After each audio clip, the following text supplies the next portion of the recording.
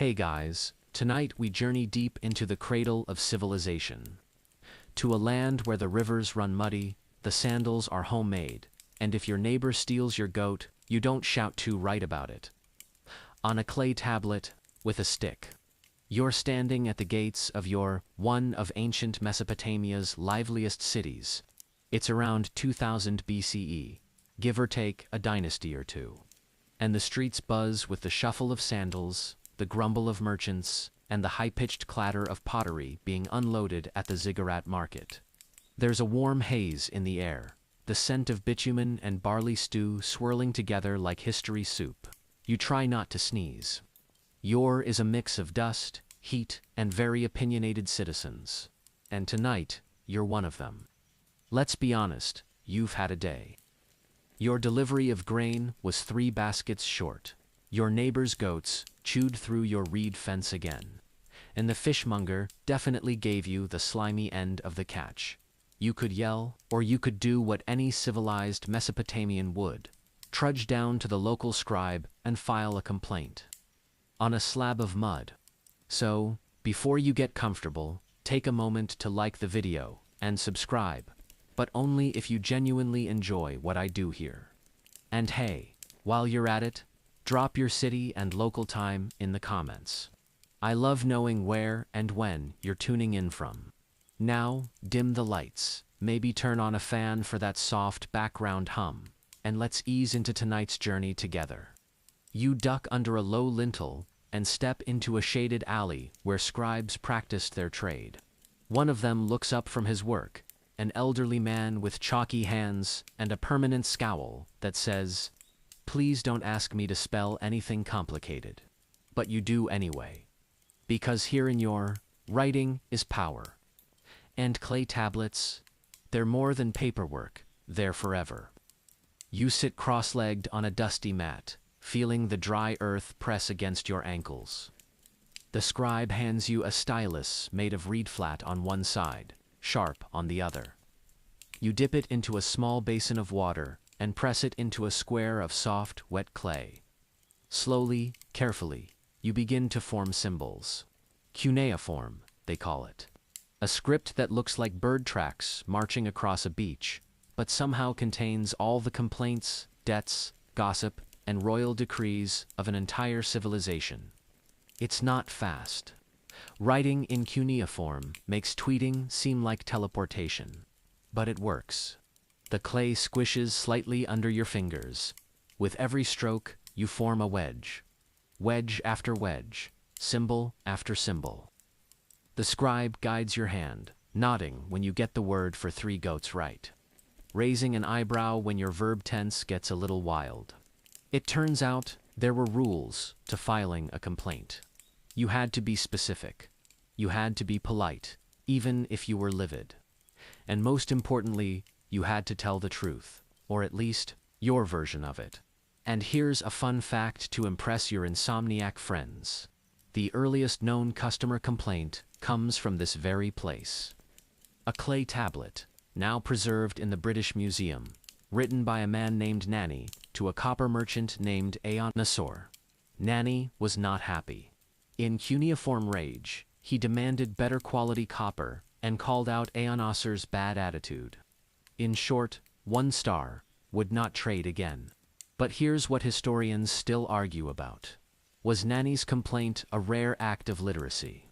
Or were tablet-based tantrums more common than we think? Some believe that only elite traders or officials had access to scribes, while others argue there was a thriving, clay-based feedback culture for regular folks like us, especially in cities like Either way, you're adding your voice to the chorus.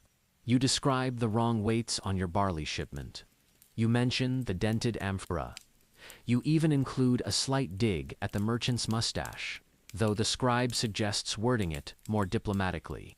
As the clay firms beneath your touch, your frustration slowly melts away. There's something deeply satisfying about pressing your grievances into a medium that will last longer than the pyramid stones. No scrolls to decay. No ink to fade. Just fire it in a kiln, and voila, immortalized pettiness. You glance around at other customers in the scribe's shop. A woman in a linen veil files a complaint about her husband's cousin stealing her loom weights. A temple official is arguing with the scribe about the proper way to phrase gross negligence. A child, no older than 10, is solemnly crafting a complaint about someone kicking over his toy chariot. This place is a cross between a courtroom, a post office, and a very slow message board. And the scribes, they're the gatekeepers of justice, the voice of the people. And let's be honest, probably a little too proud of their penmanship. You hand over your freshly etched complaint and watch as the scribe sprinkles it with dry sand, flipping it carefully and checking for smudges. Then, with practiced ease, he sets it on a shelf beside dozens of other clay slabs.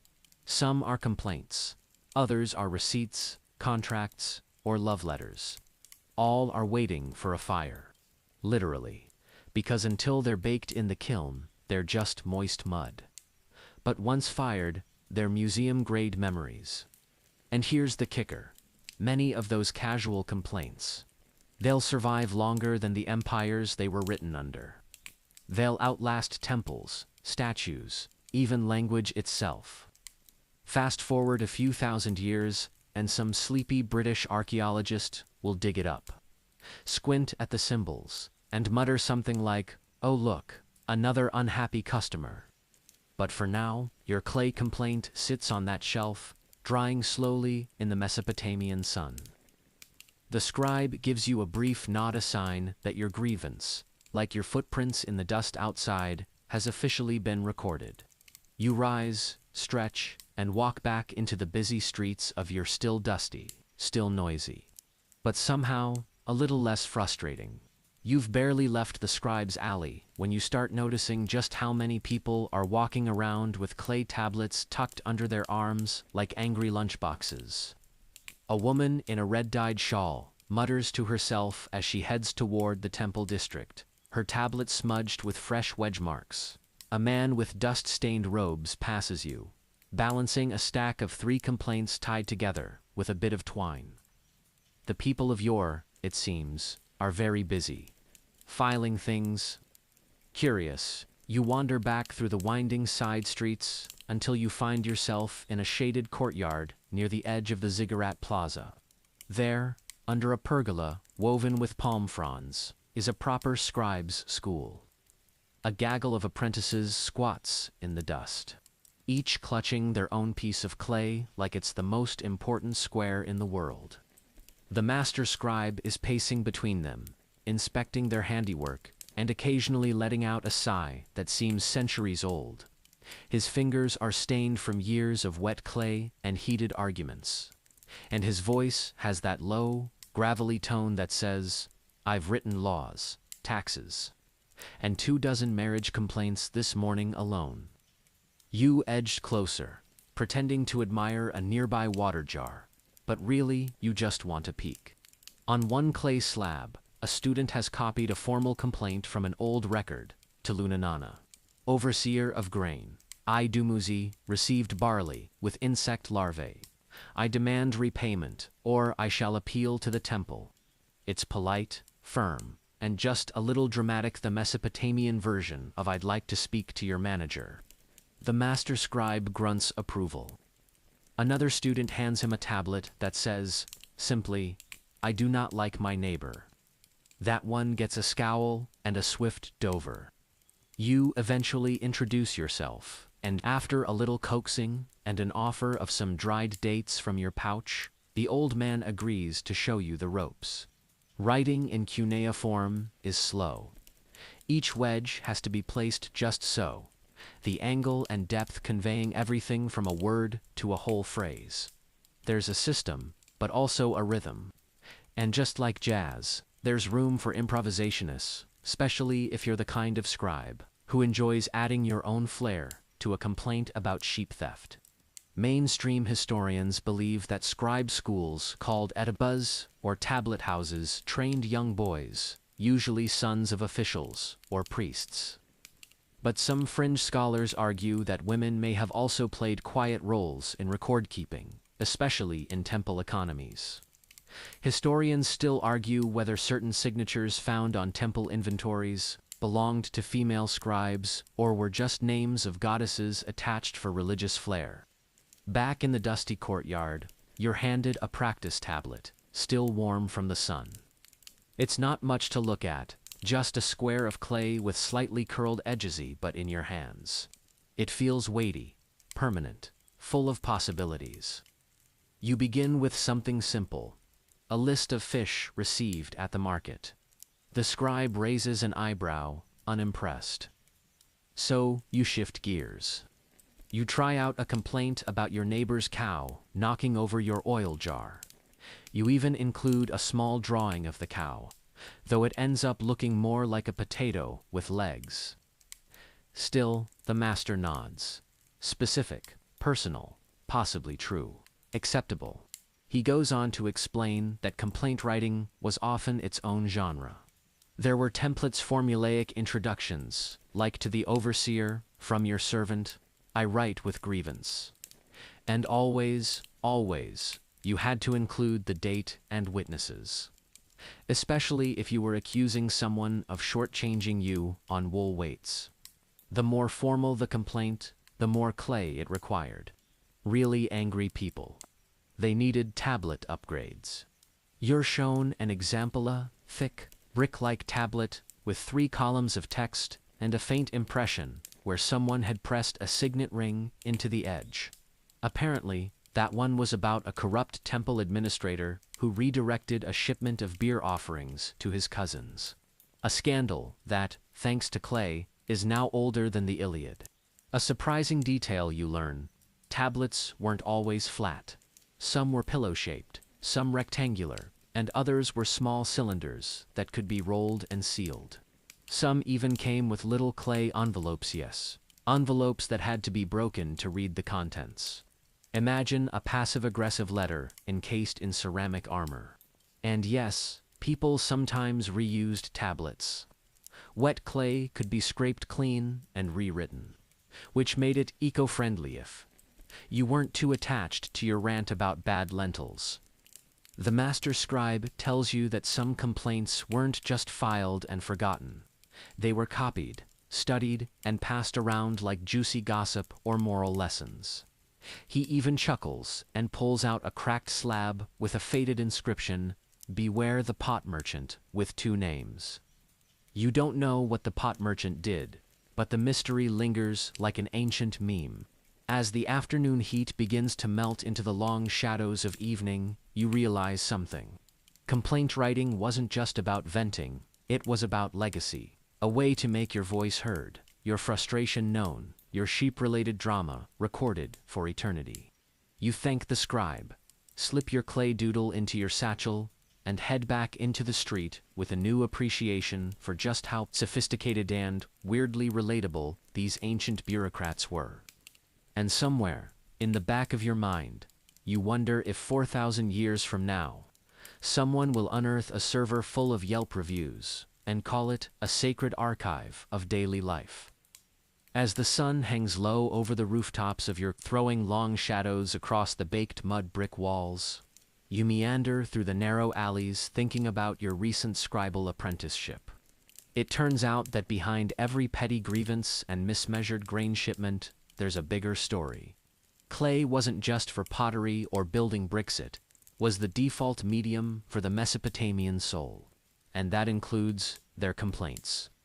You arrive at a merchant courtyard where traders are bustling, some unloading carts of dried figs, others arguing over copper ingots with the kind of exasperation usually reserved for family holidays. One man is loudly bemoaning the state of his shipment while holding what appears to be a slightly cracked clay tablet in his hand. You edge closer, pretending to browse for onions. He's waving the tablet in the air like it's a royal edict. "I told you," he snaps. "This is proof."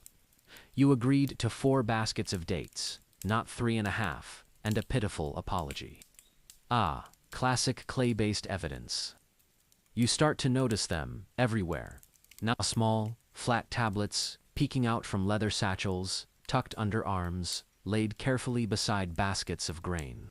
Some have seals impressed in their corners, others are scratched with rushed, slanted wedge marks that scream written in anger. All of them are part of a great dusty chorus of complaints echoing through the streets of your... The scribes, it turns out, were absolutely drowning in these things. That's when you learn about the storage problem. See, unlike papyrus or parchment, clay takes up space.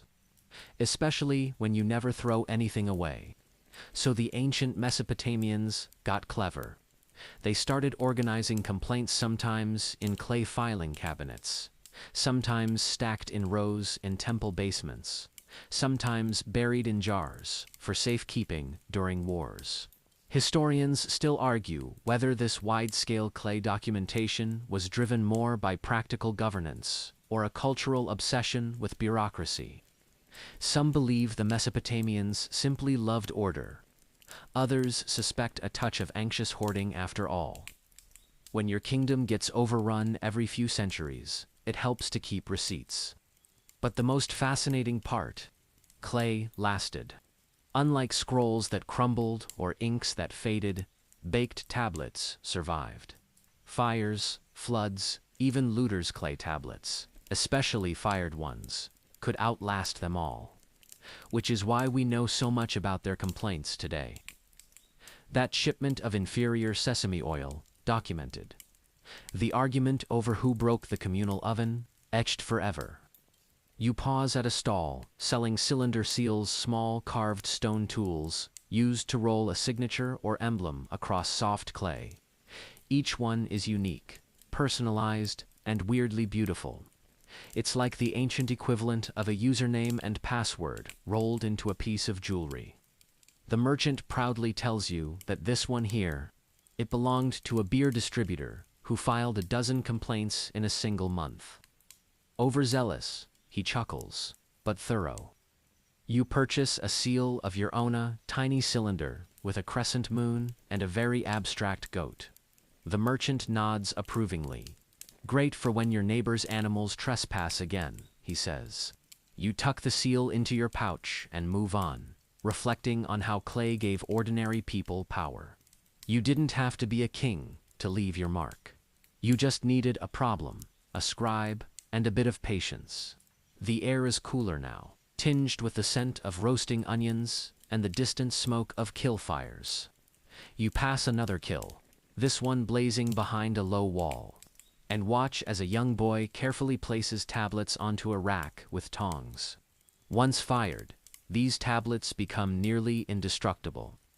Even if the complaint is petty, my neighbor borrowed my donkey and returned it smelly. The record becomes a piece of archaeological gold.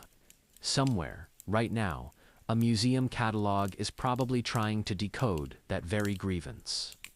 Of course, not everyone fired their tablets. Some were meant to be temporary squishy post-it notes of ancient life. Others were carefully preserved, the tone of the complaint escalating with the permanence of the clay. A casual vent might stay unfired, but a serious accusation. Straight to the kill, no hesitation. You think about that as you pass a temple official collecting tablets from a crowd. He looks over each one, sniffing dismissively before handing them off to his assistant. Apparently, even in antiquity, bureaucrats knew how to look bored while you poured out your soul. Still, there's a weird comfort in knowing your words, frustrations, and dusty indignations might outlive you. That somewhere in a future far stranger than you could imagine, a scholar will turn your complaint over in their hands, marveling at how carefully you described the defective grain scales and your rage about it. The scribe from earlier spots you in the crowd and waves you over. More clay, he asks with a smirk. You nod. He hands you a fresh tablet and that familiar stylus. This time, though, you don't write a complaint. You etch a memory. The smell of wet clay. The murmurs of the market. The satisfaction of putting thoughts into something that could last millennia. You hand it back. The scribe reads it silently, then nods. Not bad, he says. A bit poetic. But your wedges are tight. You smile. In a world where little survives, your words just might. You wake the next morning to the gentle din of the city's stirring distant sheep bleating, soft shouts of early merchants, and somewhere, the unmistakable squelch of wet clay being kneaded for a fresh day of writing. You stretch beneath your linen sheet, yawn, and remember your lingering frustration, the barley. 3 baskets short, and the worst part, no apology. Just a shrug and the smell of mold. So, naturally, you do what any responsible Mesopotamian would: you decide to escalate. As the morning sun filters through the reed blinds, you tie your belt, slip on your sandals, and grab yesterday's unfired complaint tablet from beside your door. But today isn't just about filing. You're going to make this official. Your first stop is back at the scribe's. He greets you with that same stone-faced expression of a man who has read too many goat-related complaints in one lifetime. You explain your situation again, this time with extra flair. The scribe grunts as he carefully reworks your tablet into a more refined version, adjusting the wording, adding a date, and referencing the divine protection of Enlil-just to sound a little more impressive. Then, the finishing touch. You press your new cylinder seal into the corner, marking the slab with your personal Gotan crescent insignia. It feels legitimate. The scribe carefully sets it aside for drying. It'll be ready for the kill by this evening, he says. You'll want to deliver a copy to the city granary office too. You nod and step back into the dusty streets, weaving through food stalls and laundry lines. As you walk, the city reveals its deeper layers, not just the bustling market life, but the quieter operations that keep you running. Bureaucracy is everywhere. Temple accountants hunched over ledgers, runners ferrying sealed tablets across the plaza, archivists muttering to themselves in half-faded Sumerian. And you're about to make waves in this sea of records. The city granary sits near the northern gate, a squat, sun-baked building with thick walls and a permanent smell of old barley. You pass under the low lintel and into a cool, shadowed room lined with woven baskets, some half full, others brimming with golden grain. At a long table, 2 officials sit arguing over a broken weighing stone. You approach, clutching your tablet like a shield. One of the officials, a man with a deeply skeptical expression and the beginnings of a comb-over, gestures for you to wait. Eventually, he accepts your complaint. He reads it slowly, moving his lips like someone decoding a particularly juicy piece of gossip. Then, without looking up, he says, "Name of delivery agent." "Amerson," you reply. He grimaces. "That guy again." Apparently, you're not the first to have issues with Amerson. One woman claimed he swapped her sesame shipment for sand. Another accused him of flirting with her daughter while forgetting half her groceries. You silently add overconfident delivery men to your list of universal human constants. As the official scribbles notes on a wax tablet, he nods toward a shelf in the corner where finished complaints are waiting for kill time. You'll get a hearing date once it's fired. Could be days, could be weeks. You sigh but nod. This is the price of Mesopotamian justice. Slow, methodical, and very clay-intensive. Outside, the heat rises fast. You stop at a shaded stall and buy a cup of watered beer, a weak, tangy brew that serves more as hydration than entertainment. As you sip, you reflect on what just happened. You didn't just grumble into the wind, you documented. You appealed. You pushed back, using the tools of the time, styluses, clay, and some very patient scribes. And now, your complaint will join the vast archive of ancient grievances, one more voice in a chorus of dusty dissatisfaction.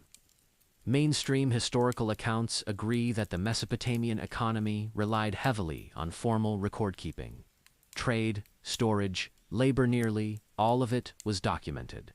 But fringe researchers suggest the informal complaints, the rants, the petty squabbles, the temple grumbles played an equally vital role in shaping policy. Historians still argue whether these grievances ever actually fixed anything, or if they were more like ancient venting sessions, a psychological bomb for a society dealing with drought, taxes, and far too many goats. Either way, they mattered. And now that you've filed your own, you feel a peculiar sense of calm.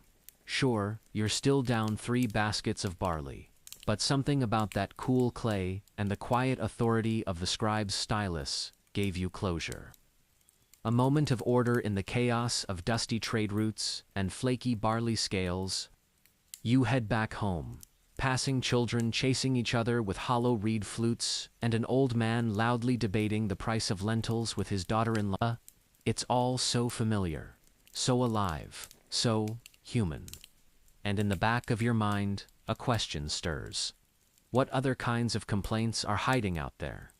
What forgotten frustrations lie buried in temple archives or beneath city walls, waiting for some future archaeologist to sigh and say, "Ah, yes, another case of grain-related betrayal." But for now, your mission is complete. Well, almost. You still have to pay the scribe. You double back, hand over a handful of dried figs and a sliver of silver, and receive a curt nod in return. Payment accepted. Clay preserved. Justice in progress. You walk home slowly, the heat of the day rising in waves off the road. Somewhere in the distance, a kill crackles to life, and your complaint begins to harden. The days pass slowly, as they often do in the sweltering heart of yore. The heat hangs like a damp wool blanket over the city, and the scent of sun-warmed dung and drying fish settles into your nose, whether you invite it or not. But you've got a new hobby, now: people watching at the local scribal plaza, where everyone's got something to say. In wedge form, you've started to notice the patterns, the rhythms, the specific categories of complaints that seem to show up again and again. First, there's the ever-popular noisy neighbor genre. Today you sit under the shaded archway of the main scribe market and sip weak beer, while a man in a dusty blue tunic rants about his neighbor's rooster crowing before sunrise every day. He huffs at least 7 cries before Enlil's stars even fade. The scribe, unfazed, scratches out the opening lines with steady hands. To the neighborhood council. From Gishkim the humble, I report grave disruption of sacred sleep. You smirk into your cup. Grave indeed. Then there's the property line dispute series. Yesterday, a widow filed a formal complaint because her neighbor moved a boundary stone overnight. She swears he pushed it with his oxen, one nudge at a time, like a slow-motion heist. And of course, there's the fan favorite, animal drama. Goats trespassing, pigs eating someone else's yams, chickens allegedly enchanted by demons, though that one's still under review. These aren't just idle gripes. They're the mundane but heartfelt frustrations of people trying to live side by side in a world where fences are made of reeds, not legal codes. You listen in as another man, perhaps a carpenter, by the look of his ink-stained fingers, dictates a complaint about a neighbor who sings loudly during temple rest hours. The scribe adds a note at the bottom, almost too faint to read, voice like a wounded sheep. You raise your eyebrows. Some scribes, it seems, couldn't resist In fact, that's something fringe scholars love to point out. Scribes had power, and with power comes personality. While mainstream texts show scribes as neutral recorders, recent translations reveal subtle humor, sarcasm, and even passive-aggressive commentary baked right into the clay. Historians still argue whether these quirks were tolerated or quietly censored later on. One particularly famous tablet from Lagash ends with what seems to be the ancient equivalent of, "I'm not saying he's a liar, but I wouldn't trust him with my barley." You try to imagine future archaeologists reading your own neighborhood complaint and chuckling at the very specific description you included of Armerson's body odor. A risky move, but high if your grain's rotting, might as well season the complaint. As the hours pass, more and more people arrive. An older woman with a cane makes her way slowly to the scribe's bench, holding a small, lopsided clay tablet. She explains, softly but with urgency, that her neighbor's son has been dumping waste near her kitchen wall. The scribe nods gravely. This will require formal escalation. Then comes a young man, barely old enough to grow facial hair, flinging his arms in frustration. His sheep disappeared. Again, and yes. He swears it's the same neighbor who let his goats nibble through his doormat last month. The scribe listens. He's heard it all. You take a moment to appreciate the humanity in all this. These aren't grand complaints to kings. They're not war treaties or royal proclamations. They're tiny, deeply personal frustrations, immortalized in mud. You can't help but smile at the thought. Still, one complaint sticks with you more than the rest today. A boy no older than 10 walks up, dragging behind him a poorly shaped clay tablet. He clears his throat and tells the scribe that his brother stole his carved toy lion and threw it in the river. He wants a new one, or at least an apology. The scribe stares at the boy for a moment, then waves him forward. Together, they begin crafting a very official-sounding tablet to my father. From your loyal son, a grave injustice has occurred. By the end of it, the boy is beaming. There's something deeply satisfying about having your voice etched into permanence, even if the problem is a soggy lion figurine. As the scribe stamps the child's seal into the clay, you lean back against the cool wall and let yourself imagine a world where all disagreements, all frustrations, all pettiness and indignation had to be written down slowly, deliberately, in a medium that might outlast the moon. And, honestly, it might make people a little nicer. Because it's one thing to shout, it's another to carve your frustration into eternity, seal it with your name, and let the world decide whether your neighbor's chickens truly are possessed. You're back near the Temple District today, a little more sunburned, a little more clay-literate, and carrying a new, slightly wobbly tablet in your satchel. This one's not about barley or goats or boundary stones. No, today you're filing a different kind of complaint, one that takes just a bit more nerve. You're filing a grievance against the temple tax collector. Bold move, certainly. Wise, debatable. But after 3 visits to the collection house, 2 overcharges, and 1 suspicious accounting error, you've had enough. So here you are, standing beneath the looming shadow of the Temple of Nana. Moon god of yore, holding a mud brick version of "Excuse me, I have a concern." You inhale deeply. The air smells like incense, sun-warmed dust, and just a hint of sheep.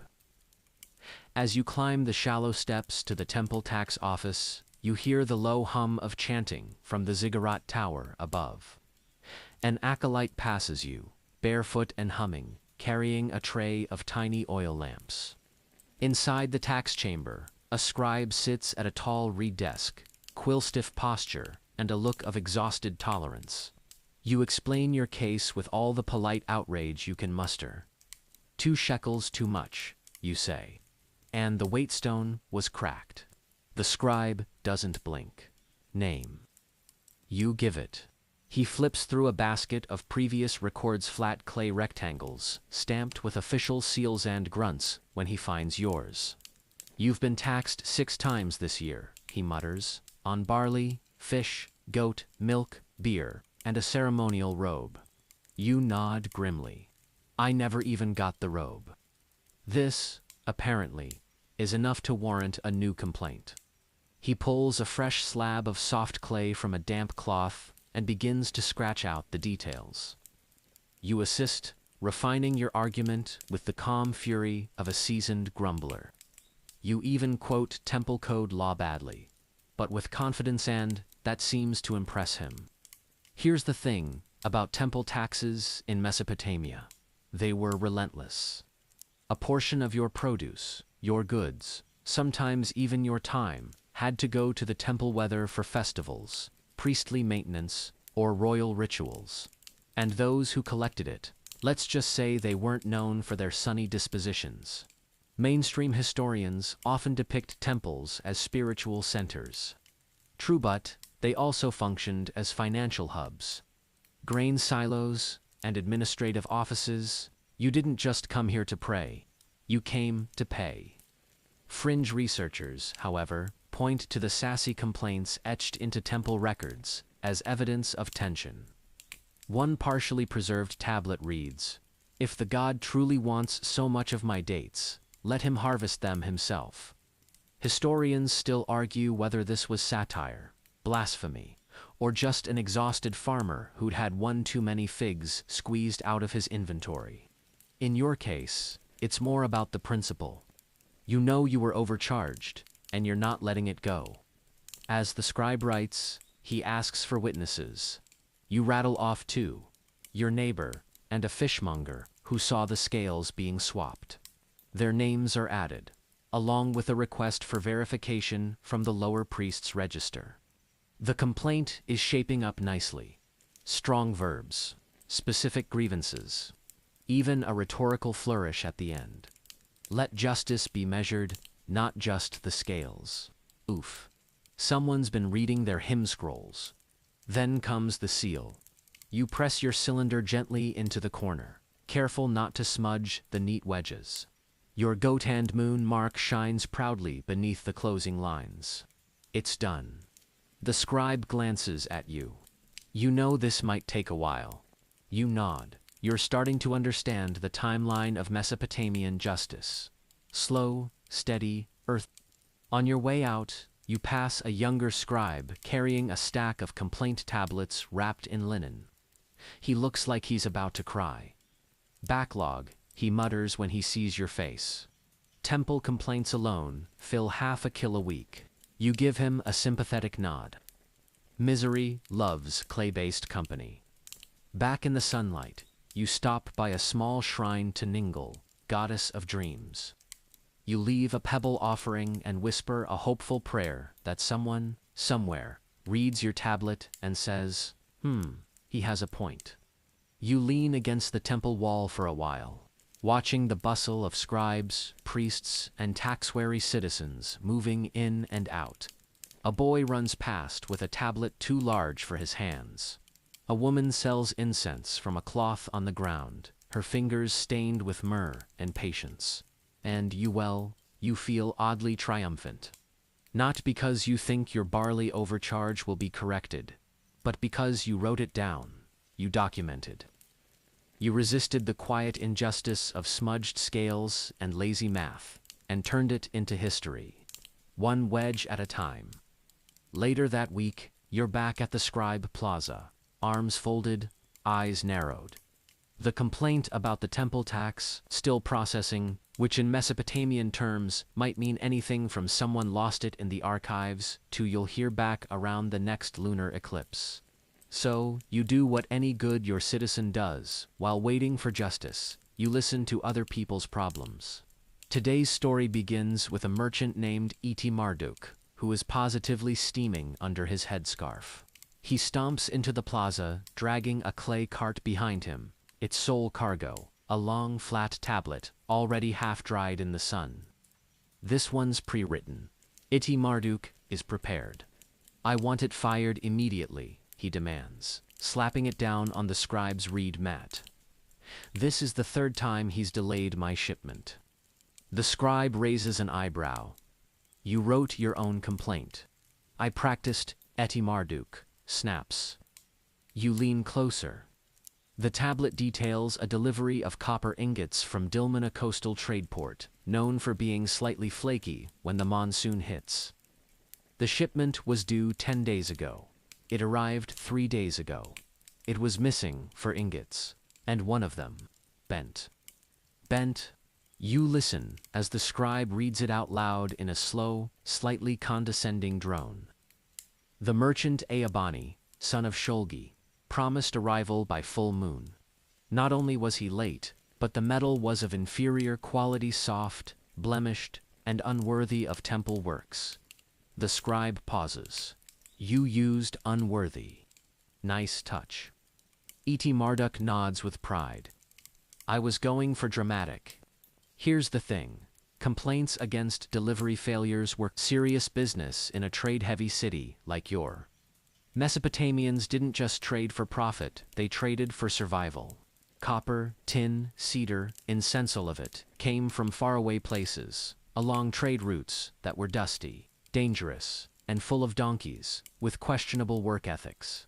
If your shipment didn't arrive on time, or at all, that wasn't just annoying, it was economically catastrophic.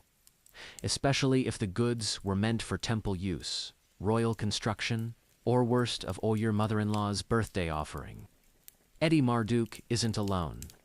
Over the next hour, 3 more traders show up, each with their own variation of the ancient "where is my stuff" complaint. One has a broken vase from Elam, the shards carefully arranged in a basket like some kind of ceremonial heartbreak. Another claims the sesame oil he received had already been used, though how one uses oil and reseals it is still a mystery. The third, he's just mad the donkeys looked at him funny. No formal complaint was filed for that one.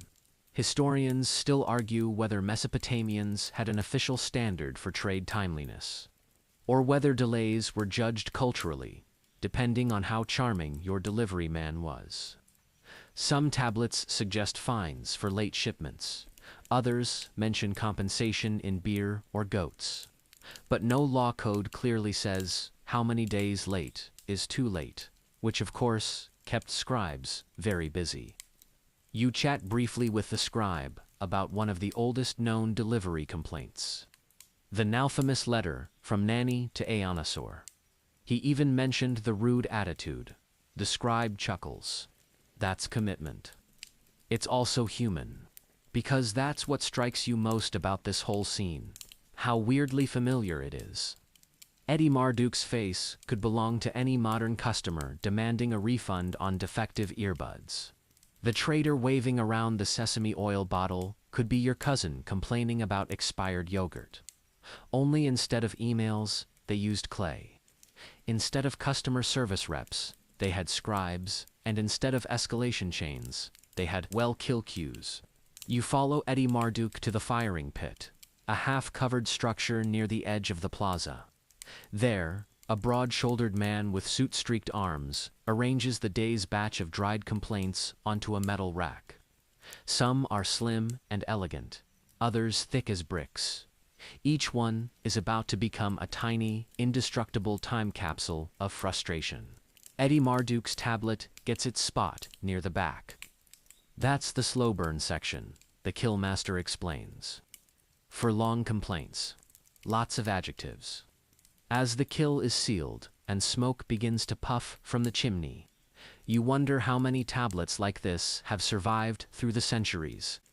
How many clay cries for accountability are waiting silently under layers of soil, dreaming of daylight. One fringe archaeologist once joked that ancient kilns were really grievance ovens, cooking up human drama for future historians. Mainstream scholars mostly rolled their eyes, but you can't help agreeing just a little. After the firing, Eddie Marduk offers you a date roll in thanks for your moral support. You accept it's sticky and too sweet, but you don't care. You think they'll actually do anything about my complaint? He asks, chewing slowly. You shrugged. If not, at least it'll last 4,000 years. He snorts, great immortality, through indignation. You part ways as the kill crackles behind you, the smell of fire and old clay curling into the evening air. Somewhere in that smoke, a complaint about a bent copper ingot begins its transformation from wet mud to permanent history. It's late afternoon when you swing by your cousin's workshop. He's the one with the lopsided beard and a suspicious talent for always misplacing money. You've been meaning to visit, mostly to check on that property deal, he insisted, was almost finalized 6 weeks ago. Spoiler, it wasn't. You duck under the linen flap that serves as his shop door and find him hunched over a low bench. Pretending to organize reed mats, he startles when he sees you. Guilty much? Ah, he says, far too loudly. Cousin, what a surprise. You sit, you fold your arms, and you wait. Turns out, the property contract he bragged about, the one that was supposed to hand him a small storeroom near the riverfront. It fell through. The seller claimed the document wasn't binding. Something about improper witness placement and an illegible seal. Your cousin. He lost his advance payment and, somehow, managed to get blamed for defacing a sacred transaction. Classic. Now he wants to file a formal complaint. You sigh. This'll be a long one. Together, you walk to the same scribe plaza you've now practically made your second home. Your cousin babbles the whole way, reliving every petty detail. The uneven price, the miscounted goats, the suspicious smirk of the seller's brother-in-law. You've heard it all before, but today you listen differently. Like a seasoned participant in the bureaucratic ballet of ancient grievances.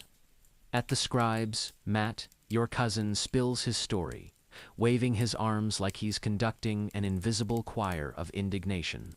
The scribe listens with that blank, time-worn expression that says, I have heard every possible version of this story already today.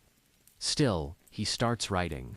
To the Registrar of Land and Dwellings, from Tulamili, the aggrieved party. Regarding the failed agreement with the house near the river bend, paid in full with livestock and silver beads. Your cousin winces as the scribe reads it back. Maybe add that it was raining, he says. For drama. You raise an eyebrow. The scribe ignores him. This kind of complaint, the broken contract, was a staple of Mesopotamian legal culture. Everything from marriage agreements to business deals to land trades was documented on clay. If something went wrong, and it usually did, you had to prove intent, agreement, and violation. All in writing. Mainstream historians agree that contract law in ancient Mesopotamia was remarkably advanced. Penalties were clearly outlined. Witnesses were often listed, and seals. Absolutely essential. But historians still argue whether most citizens fully understood these contracts. Some fringe scholars believe scribes occasionally slipped in loopholes or overly complex phrases to benefit certain parties. Others suggest that many commoners simply mimicked the rituals of legal transaction sealing, a tablet reciting an oath without grasping the technicalities. Either way, your cousin clearly didn't double-check the seal placement. He stamped it on the edge, the scribe mutters, squinting at the copy. Very sloppy. Is that bad? Your cousin asks. The scribe just sighs and dips his stylus again. Once the draft is done, you help your cousin add a few emotional flourishes. Not lies, exactly, just poetic enhancements. Like how the seller's goat allegedly defecated during negotiations, which your cousin considers an omen. With a smirk, the scribe nods. I've seen worse. The tablet is set aside to dry, and your cousin, feeling somewhat avenged, offers to buy you lunch. You accept partly for the barley stew, mostly because you want to keep an eye on him. Over steaming bowls at a nearby stall, he confesses that this was his third failed contract this year. But only the first one I'm officially complaining about, he adds, proudly. I'm learning. You marvel at how complaints, for all their petty surface drama, are teaching people the systems that govern them. Through frustration comes fluency. You remember hearing about an archive recently unearthed in Siparan, entire room full of broken contract complaints. Traders, farmers, families, all filing their regrets into slabs of time. One even began, "Let it be known, I was promised a vineyard. I received a swamp." Poetic and deeply soggy. The next morning, you stop by the scribe's plaza to see if your cousin's tablet is ready for the kill. It is. The scribe chuckles when he sees you. We added your cousin to the persistent client's shelf. You don't ask what that means. You stay and help carry the drying tablets to the kiln, gently cradling them like newborn grievances. One false move and the edges could crack. Justice is fragile before it's fired. As you lay your cousin's slab down among the others, you whisper, "Good luck," not to the cousin, to the tablet. Then you stand back and watch the killmaster do his work. The flames rise. The smoke curls. Another complaint is immortalized. And somewhere in the smoky heat, your cousin's lost storeroom and the muddy goats that cheated him out of it begin their slow transformation into history. Today feels off. You wake to the sound of something scratching at your doorknot. An animal, not a person, but wind, dragging something sharp across the wooden frame. The sky is thick with gray, low and heavy, like it swallowed the sun. And your joints ache, which in Mesopotamia is always a sign, unlucky weather. Naturally, you knock over your water jug within minutes of getting up. The clay cracks like a cruel omen. And then your neighbor waves at you with her left hand whispers something about her. Dreams last night involving a dog with two heads. You decide it's time to blame a demon. You head toward the edge of the temple district, where a small, weather-beaten shack has been converted into a shrine for what can only be described as general, supernatural concerns. It smells like stale incense, old onions, and something faintly metallic. There, a tired-looking priestess greets you with a nod and a question. What's wrong this time? You begin listing symptoms. You've had 3 failed transactions this week, stubbed your toe on a pot shard, and now, worst of all, you've misplaced your seal. Your seal. She nods, her expression grave. That sounds like a complaint for the invisible ones. Of course, unlike the merchant complaints or the land disputes, this category is harder to prove. There's no broken vase, no dented copper, just a growing list of weird inconveniences and minor misfortunes that all seem to orbit your life like flies around a leftover fig. The priestess leads you to a small clay bench and hands you a different kind of tablet. This one's thinner, shaped like a leaf, and already marked with protective incantations around the edges. Write it down, she says. Describe the symptoms. Address it to the spirit you think is responsible. You blink. What if I don't know which one? She shrugs. Guess.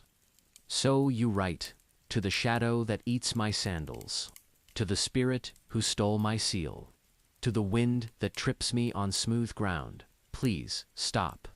I have done nothing except complain slightly more than average. You hesitate, then add, also, if this is about the borrowed bronze pot, I returned it. Eventually, when you finish, she sprinkles powdered copper across the wet clay and places a tiny carved stone shaped, like a lion on top. We'll fire it tonight, she says. Sometimes that helps. You walk home lighter, if not entirely reassured. It turns out spiritual complaint tablets weren't uncommon. Scholars have uncovered dozens of them, shorter than legal documents, often unsigned, and always poetic. One famous tablet reads, "My house creaks like bones. I see shadows in my stew. Deliver me." Historians still argue whether these were literal appeals to the divine, or simply therapeutic exercises, Mesopotamian journaling, in a sense. Some fringe researchers even suggest they functioned as proto-spells, imbued with power by the act of clay inscription. You like to imagine both are true. That night, you attend the communal kill lighting, where several spirit complaints are quietly slipped between more formal grievances. The killmaster, clearly used to this, doesn't even flinch. "Put the demon slabs in the left corner," he mumbles. You spot your own still faintly glimmering from the copper dust and watch as it disappears into the glowing mouth of the oven. Next to you, an older man mutters about headaches and a mysterious goose that keeps following him. He's holding a tablet addressed to the feathers of restless sleep. You nod in solidarity. Maybe you're all imagining things, or maybe the Mesopotamians just understood something we've forgotten. Sometimes, the world turns against you in small, chaotic ways. And when it does, file a complaint. Even if the target is invisible. Later, lying under your woven blanket, the sounds of the city softened by a rare breeze. You think of the spirits, who might or might not be listening. If they are, hopefully your clay wedge words are loud enough. And if not, at least your frustrations are neatly baked and shelf-stable. There's a rumor circulating through the Scribe Plaza today's something about a tablet that went a little too far. You wander in just as the morning sun sharpens over the rooftops and catch the tail end of a heated discussion between two junior scribes. One of them is holding a cracked tablet like it might explode. The other is trying not to laugh. It says his neighbor's cooking tastes like funeral incense, the first whispers. And he called his son a donkey-headed nitwit. Did he sign it? Worse, he drew a picture. You edge closer.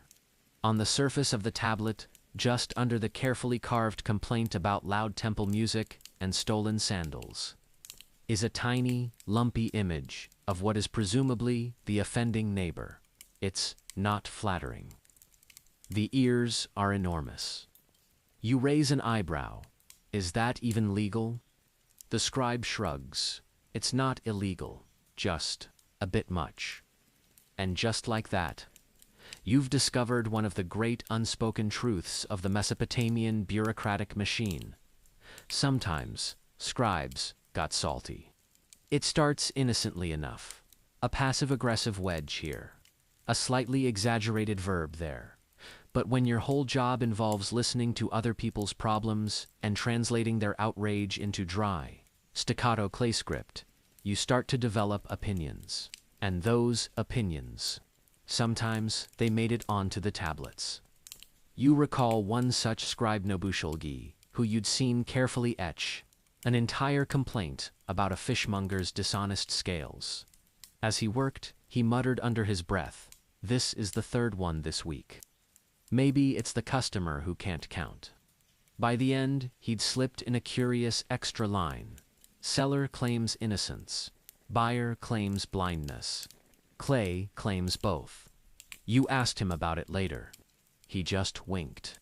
Historians rarely mention this side of scribal life. Official tablets are dry and formal laws, records, inventory lists.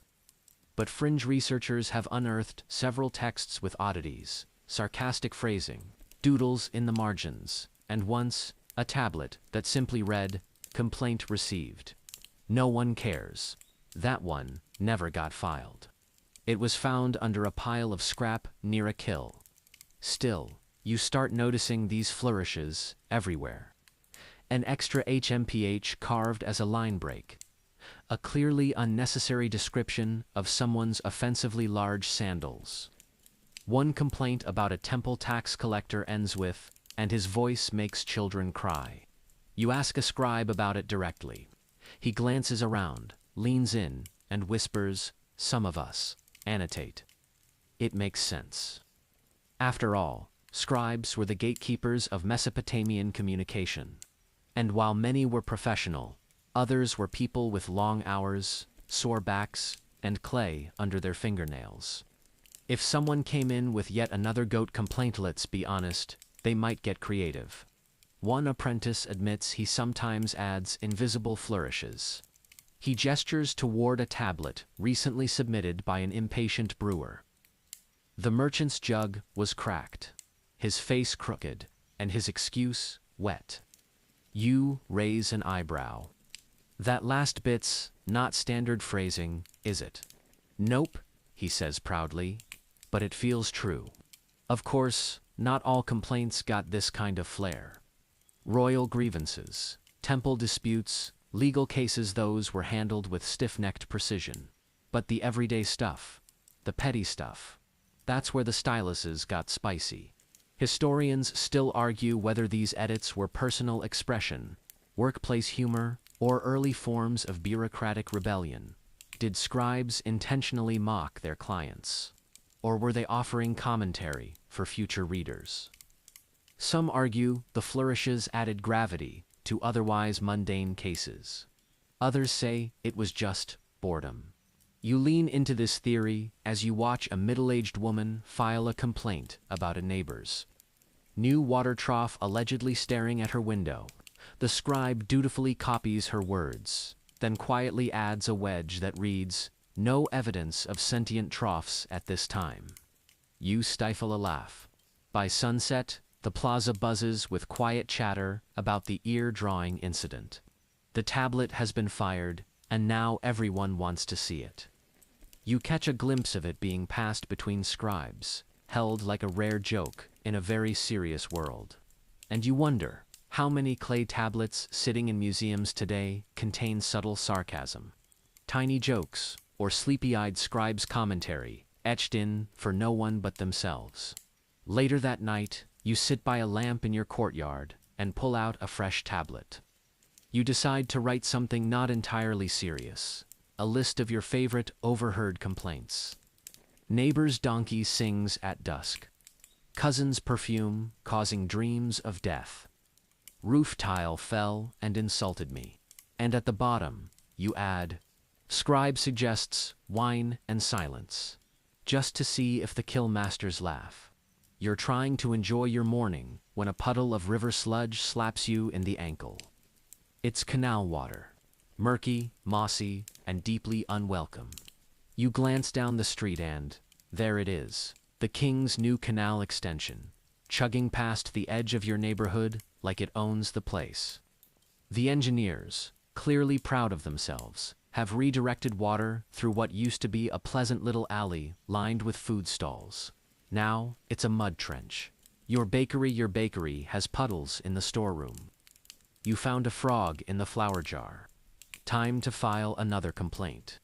This one's tricky though, because the person you're complaining about is technically the king, or, at least, his engineering division.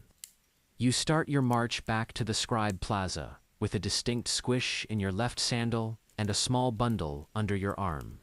A soaked bag of barley rolls. Ruined beyond redemption. Evidence.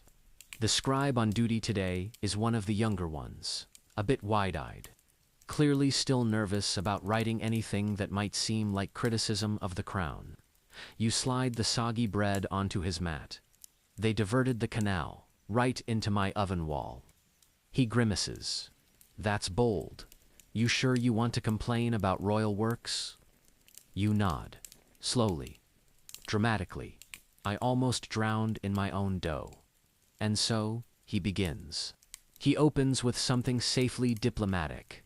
To the overseers of civil works, from a humble servant of the city.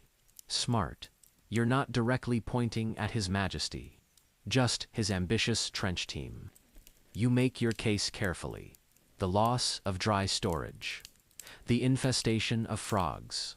The fact that your cousin slipped on the mud and bruised something important.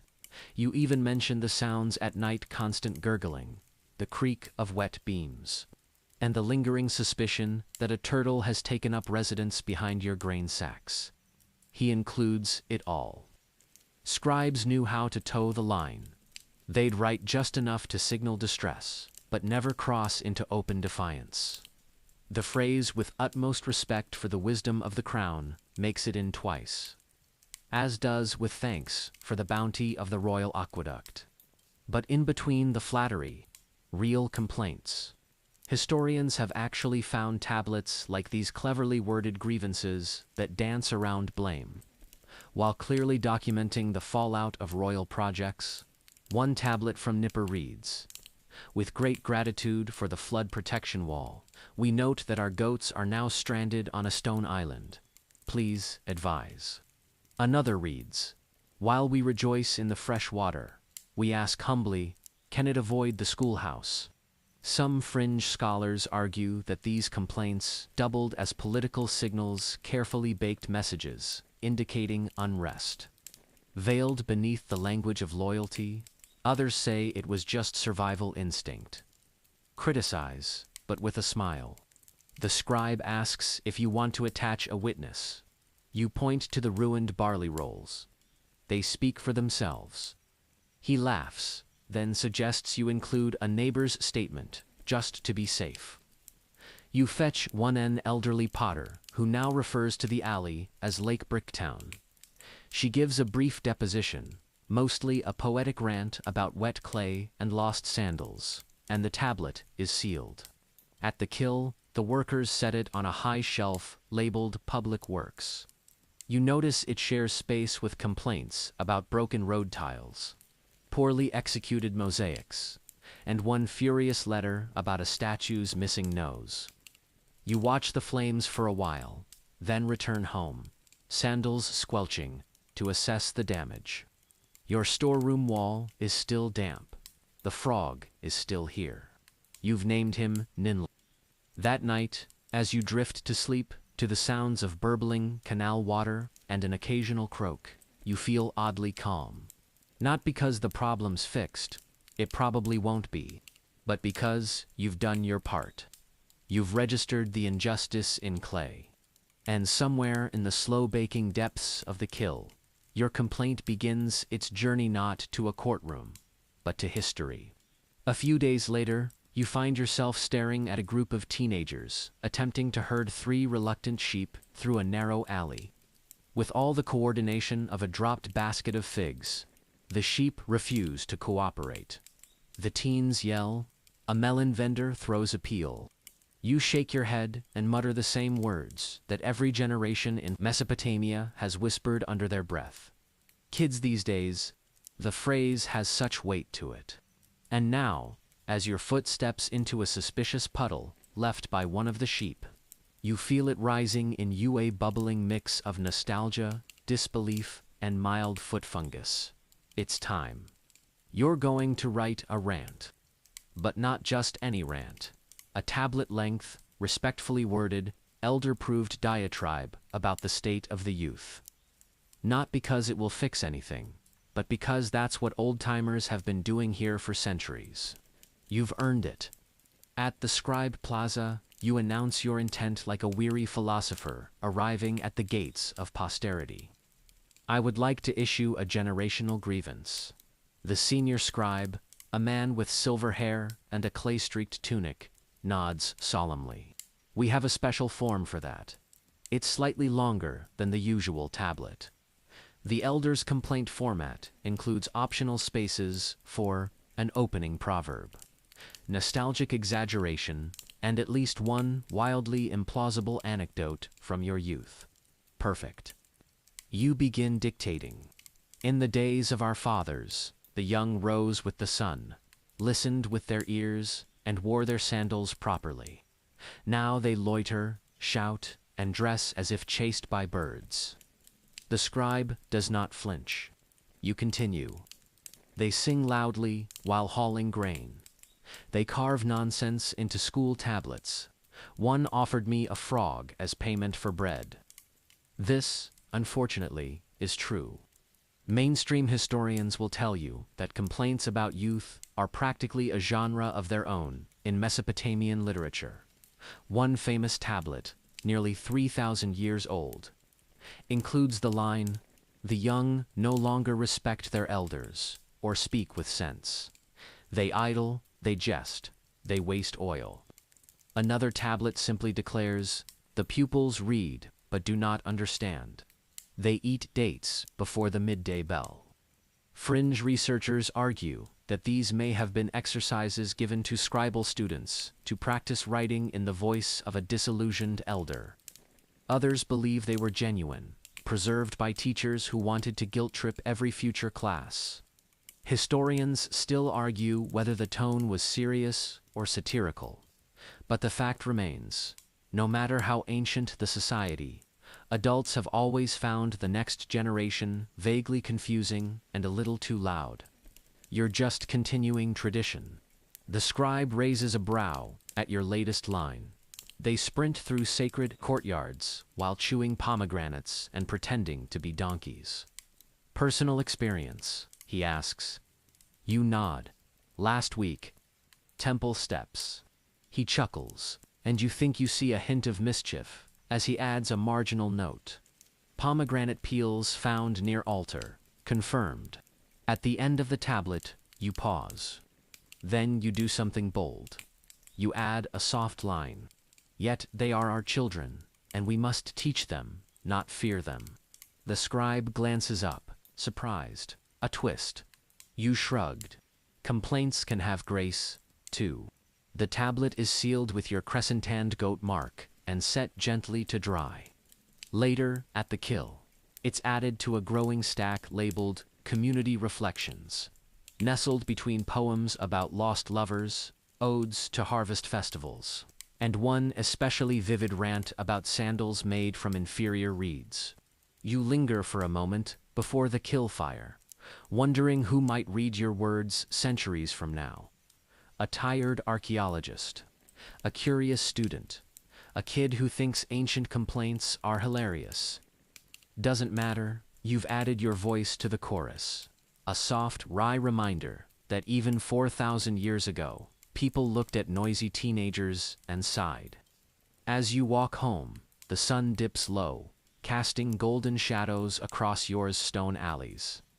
You pass a group of those very teens, now trying to race each other, using broken grain baskets as sleds. You shake your head, then smile. Maybe you'll write a follow-up. It starts with a whisper in the market square. Someone's been filing complaints in verse. You're standing in line at a fig stall when the woman ahead of you turns and mutters, "Have you seen the poetry slabs?" You blink. Poetry. Complaints. She nods, wide-eyed. The scribe near the fish gate's been getting them all week. Rhymed lines, flowery metaphors. Someone's calling their neighbor a shadow thief of peace and accusing their dog of howling like a cursed liar. You leave your figs behind. This you have to see. By the time you arrive, there's already a small crowd near the Fishgate scribe's bench. He sits cross-legged with a stack of unusually narrow tablets at his side and a very bemused expression on his face. You wait your turn, then lean in. Is it true? He holds up a tablet and grins. Listen to this. He reads aloud. When dusk falls soft upon my wall, the neighbor's ox begins to bawl. His lantern blinks. A spiteful glare, a sleepless curse, perfumes the air. You let out a low whistle. That's pretty good. It turns out you're witnessing the rise of a new genre, the passive-aggressive poetry tablet. Unlike the standard wedge-by-wedge complaint style, these use elevated language, strange metaphors, and a deliberate refusal to name names. The result? A kind of elegant mudslinging that wouldn't look out of place in a scribal salon or moody temple reading. One tablet describes a neighbor as a wind-borne beetle in borrowed shoes. Another laments the sound of mournful flutes played by uninvited guests at midnight. The scribe assures you this last one is definitely about loud dinner parties. You wonder what prompted this lyrical shift. A bored aristocrat, a romantic with a petty streak, or just someone tired of the usual format and craving a little flair. Historians still argue whether poetic complaint tablets were satire, legitimate records, or a kind of social performance art. Some fringe scholars speculate that they were coded messages public shame disguised in iambic wedge. Others point to similar trends in neighboring cultures, where curses and gossip were wrapped in metaphor to avoid direct retaliation. You decide to try one yourself. You sit beside the scribe, who hands you a slightly curved tabla good for grip, he explains. You think for a moment, then begin. O flame, who leaps from rented lamp, whose dance keeps weary eyes from camp. Cease flickering in youthful pride, or find thy wick abruptly dried. The scribe chuckles. You're threatening to snuff out someone's lantern. Gently, you reply. He transcribes it cleanly, even adding a decorative border of tiny dots and slashes. You want to sign your name. You shake your head. Let the verses speak. That's part of the appeal. These poetic complaints are rarely signed. The anonymity adds mystery and, maybe, a little mischief. Over the following days, the trend explodes. A baker writes a sonnet about spoiled flour. Maybe you'll write a follow-up. It starts with a whisper in the market square. Someone's been filing complaints in verse. You're standing in line at a fig stall when the woman ahead of you turns and mutters, "Have you seen the poetry slabs?" You blink. Poetry. Complaints. She nods, wide-eyed. The scribe near the fish gate's been getting them all week. Rhymed lines, flowery metaphors. Someone's calling their neighbor a shadow thief of peace and accusing their dog of howling like a cursed liar. You leave your figs behind. This you have to see. By the time you arrive, there's already a small crowd near the Fishgate scribe's bench. He sits cross-legged with a stack of unusually narrow tablets at his side and a very bemused expression on his face. You wait your turn, then lean in. Is it true? He holds up a tablet and grins. Listen to this. He reads aloud. When dusk falls soft upon my wall, the neighbor's ox begins to bawl. His lantern blinks. A spiteful glare, a sleepless curse, perfumes the air. You let out a low whistle. That's pretty good. It turns out you're witnessing the rise of a new genre, the passive-aggressive poetry tablet. Unlike the standard wedge-by-wedge complaint style, these use elevated language, strange metaphors, and a deliberate refusal to name names. The result? A kind of elegant mudslinging that wouldn't look out of place in a scribal salon or moody temple reading. One tablet describes a neighbor as a wind-borne beetle in borrowed shoes. Another laments the sound of mournful flutes played by uninvited guests at midnight. The scribe assures you this last one is definitely about loud dinner parties. You wonder what prompted this lyrical shift. A bored aristocrat, a romantic with a petty streak, or just someone tired of the usual format and craving a little flair. Historians still argue whether poetic complaint tablets were satire, legitimate records, or a kind of social performance art. Some fringe scholars speculate that they were coded messages public shame disguised in iambic wedge. Others point to similar trends in neighboring cultures, where curses and gossip were wrapped in metaphor to avoid direct retaliation. You decide to try one yourself. You sit beside the scribe, who hands you a slightly curved tabla good for grip, he explains. You think for a moment, then begin. O flame, who leaps from rented lamp, whose dance keeps weary eyes from camp. Cease flickering in youthful pride, or find thy wick abruptly dried. The scribe chuckles.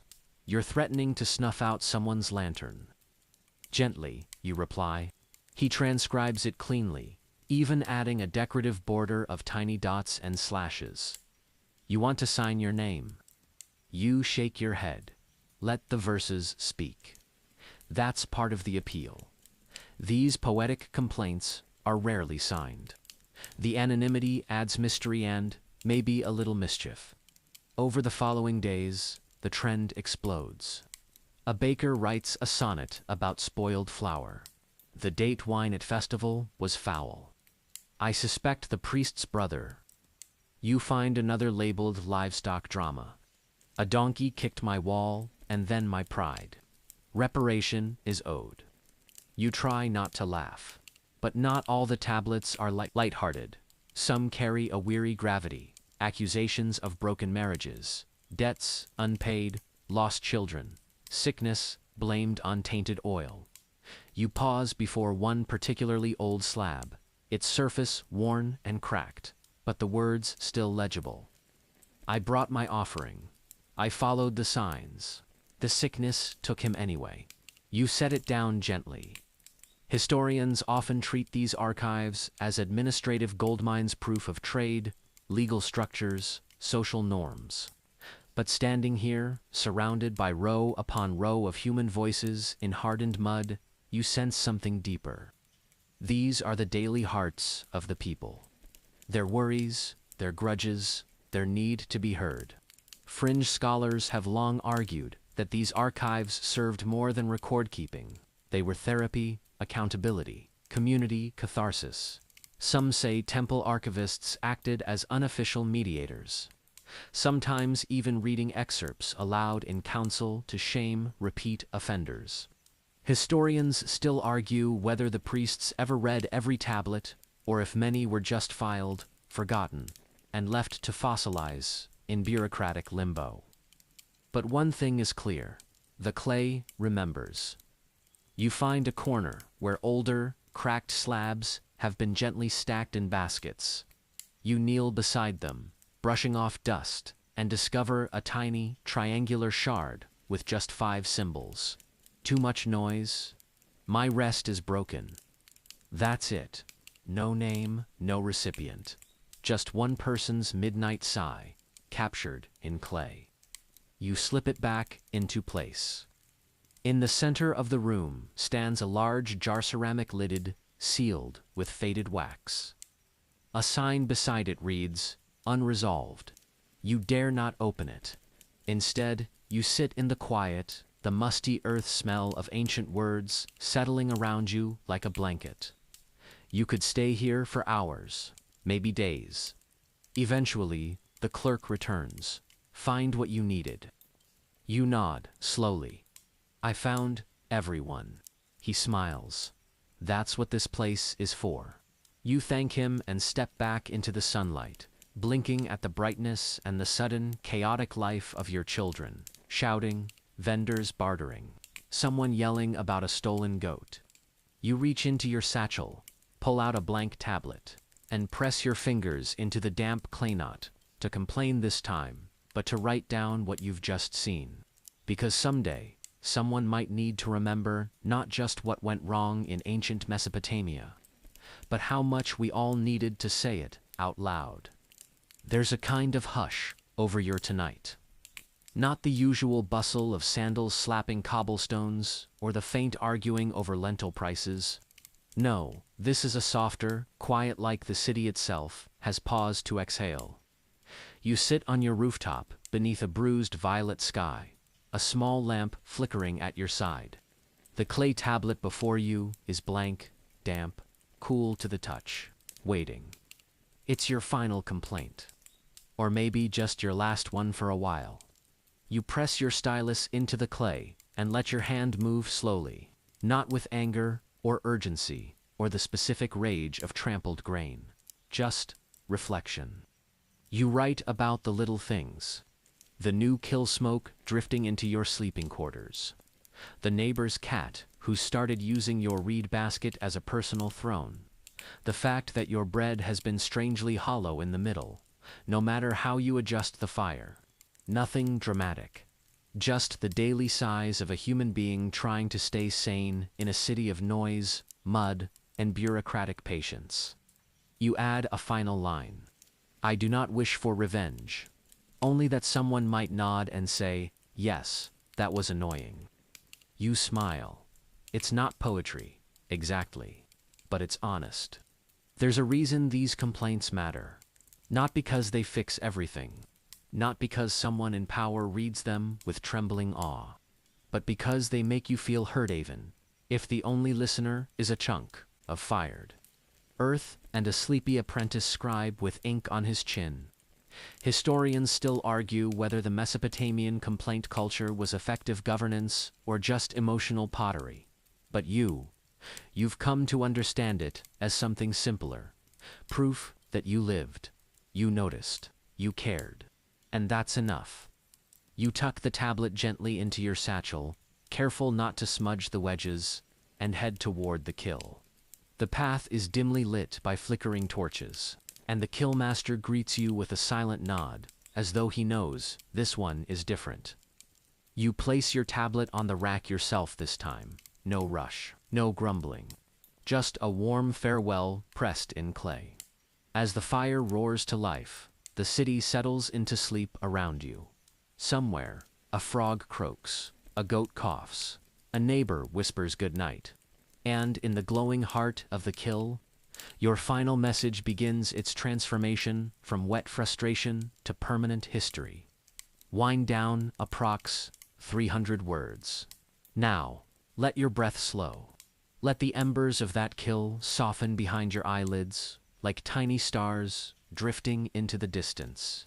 The city of your fades into a gentle haze, its alleys and courtyards wrapped in velvet dusk. The clay tablets rest quietly on their shelves, the voices of thousands whispering in harmony beneath layers of time. Imagine your fingers brushing across those etched words, some neat and proud, some messy, desperate, smudged by shaky hands. All of them stories, all of them human. The weight of them is comforting, isn't it? So many people, long gone, once felt what you feel now: annoyance, worry, small victories, silly grievances, quiet joy. They pressed those feelings into earth. They turned frustration into something solid, something oddly beautiful. And now, those moments drift through your thoughts like ash on a warm breeze. Your own heart slows. The breath deepens. The stylus rests. The kill quiets. And all around you, the past folds itself into silence, soft, enduring, and somehow peaceful. Sleep now, dear listener. You've filed enough for today. Good night and sweet dreams.